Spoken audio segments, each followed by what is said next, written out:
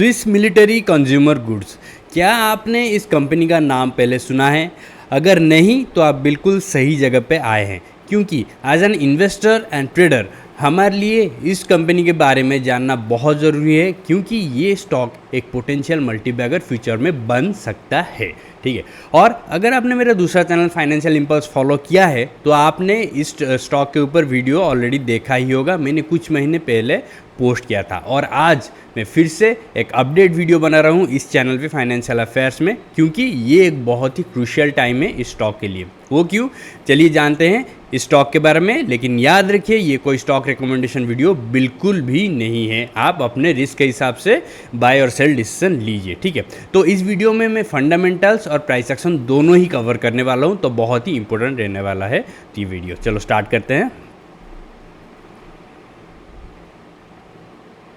Okay, hello everyone and welcome to financial affairs. तो ये है स्विस मिलिट्री कंज्यूमर गुड्स का ऑफिशियल वेबसाइट। मैं इस लिंक को आपको शायद शेयर कर दूंगा डिस्क्रिप्शन सेक्शन में, आप जाके इसके बारे में चेक कर सकते हैं। मैं डायरेक्टली जाता हूँ स्क्रीनर पेज पे और यहाँ पे हम कुछ इंपॉर्टेंट नंबर्स चेक करेंगे। ठीक है। तो अभी इसका करंट प्राइस चल रहा है 28.37, मार्केट कैप जस्ट 500 करोड़ से थोड़ा सा ज़्यादा है, रिजर्व है 27.5 करोड़ और जीरो डेट। तो डेट टू इक्विटी रेशियो भी बहुत ही अच्छा है, एक्सीलेंट हम कह सकते हैं, 0.00। ठीक है। और उसके साथ देखिए 3 years average sales growth 225, average profit growth 108, average earning per share growth 108। तो ये नंबर्स कमाल के हैं। और वो अब मैं आपको दिखाऊंगा प्रॉफिट एंड लॉस स्टेटमेंट में कितना ज़्यादा बढ़ा है, 10 गुना हुआ है। ठीक है। तो वो एक बहुत ही इंपॉर्टेंट चीज़ है। Return on asset 9.25, return on capital employed 11.22, ये नंबर्स भी बहुत ही अच्छे हैं। करंट रेशियो 6.41, बहुत ही अच्छा नंबर है। ऑपरेटिंग प्रॉफिट मार्जिन 4.41, तो ये नंबर कम लग रहा है, लेकिन हम चेक करेंगे प्रॉफिट लॉस स्टेटमेंट में कि ये नंबर मतलब over the time year on year कम हुआ है या फिर इतना ही है इसका नॉर्मल ऑपरेटिंग प्रॉफिट मार्जिन। अगर इतना ही है तो कोई प्रॉब्लम नहीं है।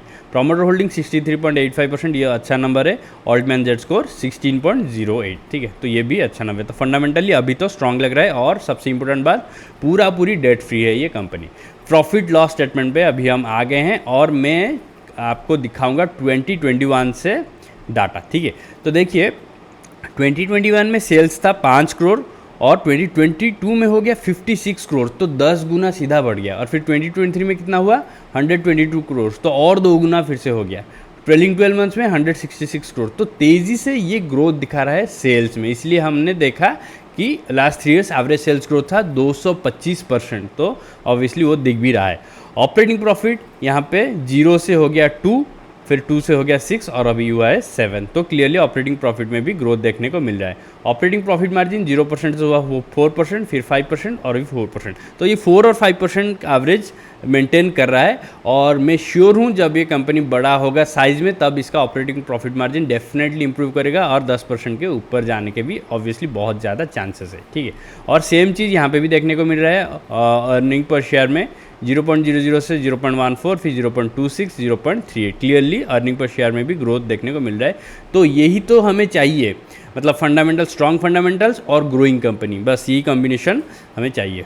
और अभी और एक इंपॉर्टेंट चीज़ हम देखने वाले हैं, जो कि है शेयर होल्डिंग पैटर्न। हम लास्ट 2 क्वार्टर्स का कंपैरिजन करेंगे। ठीक है।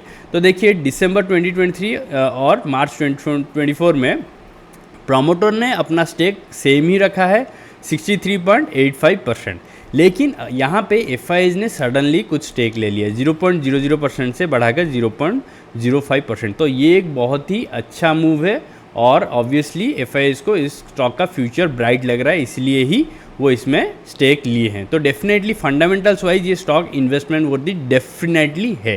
ठीक है। और अभी हम जाएंगे प्राइस एक्शन की ओर। अगर आप वीडियो अभी तक देख रहे हैं और पसंद आ रहा है एनालिसिस, तो प्लीज़ सब्सक्राइब कीजिए फाइनेंशियल अफेयर्स को। तो चलिए चलते हैं स्विस मिलिट्री के प्राइस एक्शन पे।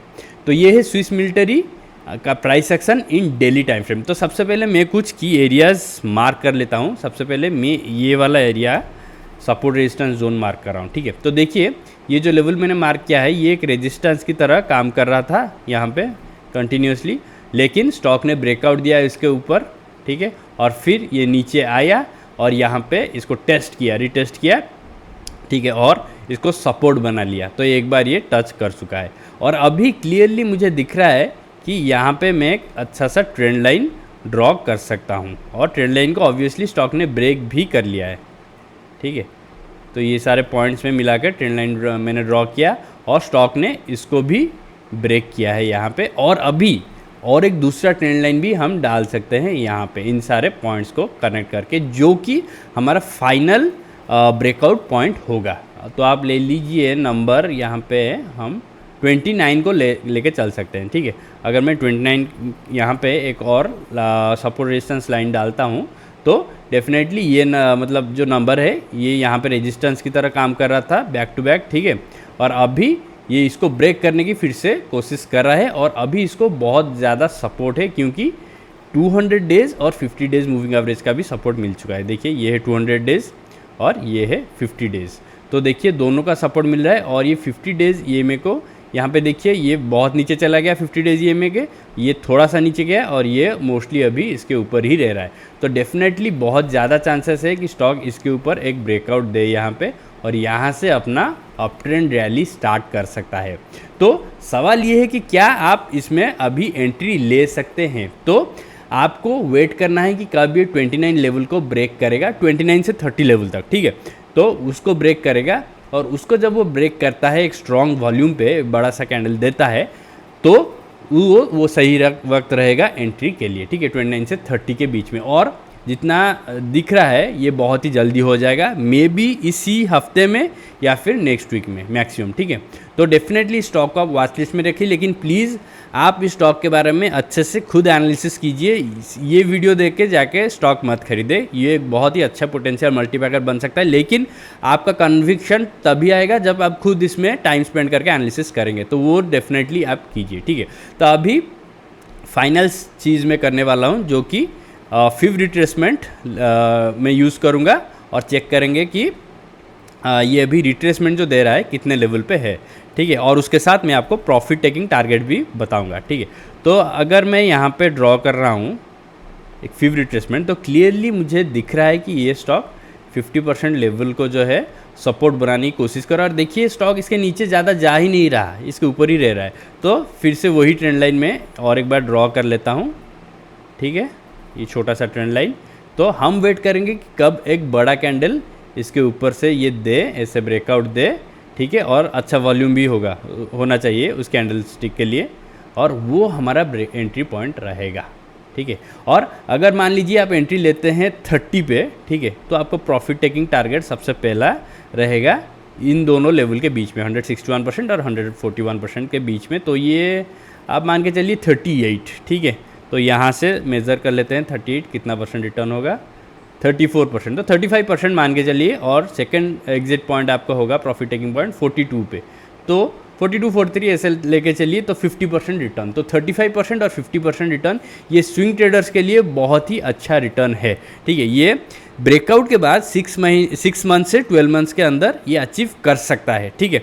और अगर मार्केट बहुत अच्छा रहा, स्मॉल कैप मतलब सेक्टर स्मॉल कैप इंडेक्स बहुत ही तेज़ी से ग्रो किया, तो उससे भी जल्दी हो सकता है, लेकिन आप थोड़ा कंजर्वेटिव एस्टिमेट दिमाग में रख के चलिए, ठीक है। तो ये हो गया पूरा एनालिसिस स्विस मिलिटरी के ऊपर। और मैंने इस स्टॉक के बारे में पहले ही वीडियो बनाया है मेरे दूसरे चैनल पर, जैसा कि मैंने कहा था। उस वीडियो का लिंक मैं शेयर कर दूंगा डिस्क्रिप्शन सेक्शन में, वो जाके ज़रूर देखिए, ठीक है। और वो भी आपको बहुत मदद करेगा। और फाइनेंशियल इंपल्स जो दूसरा चैनल है उसको भी आप चेक कीजिए, सब्सक्राइब कीजिए, ठीक है। तो आज के इस वीडियो में बस इतना ही। आई होप ये वीडियो आपको वैल्यूएबल और इन्फॉर्मेटिव लगा होगा। अगर लगा है तो प्लीज़ सब्सक्राइब कीजिए फाइनेंशियल अफेयर्स को। Thank you for watching. मिलता हूँ अगली बार एक नए वीडियो के साथ। Bye, take care.